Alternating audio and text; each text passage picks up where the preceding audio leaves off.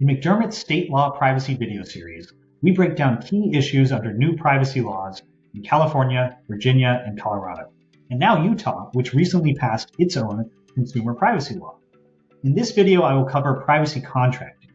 Most businesses have at least some experience with privacy contracts, sometimes called data protection addenda or DPAs, which govern the sharing of personal data in the context of B2B services.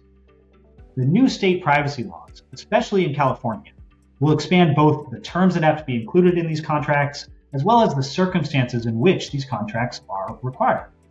Now, where are these requirements coming from? Well, each of the new US laws has some version of the controller-processor distinction, a concept that is borrowed from Europe's GDPR, under which processors are entities contracted to process personal data on behalf of controllers.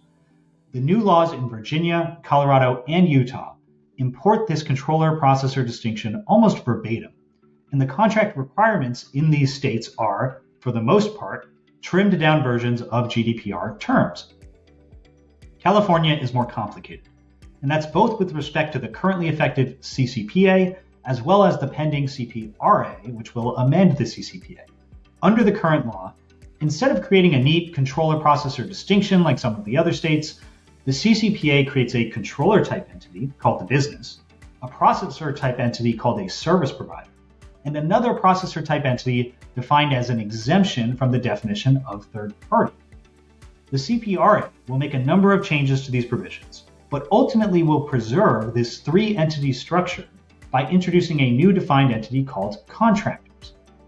This California model is unnecessarily complicated, and combined with vague contract terms and unclear applicability, the California contract provisions will likely continue to lead to confusion and complex negotiations as part of B2B services.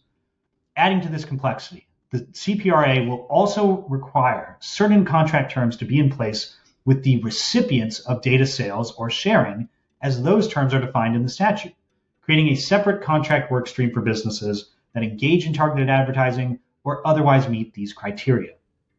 Companies subject to these laws should get templates ready and start getting these contracts in place soon.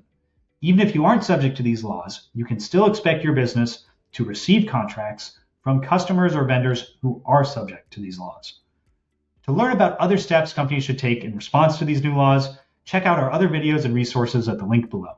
And keep an eye out for next week's video discussing how the new laws treat data concerning minors. Thanks for watching.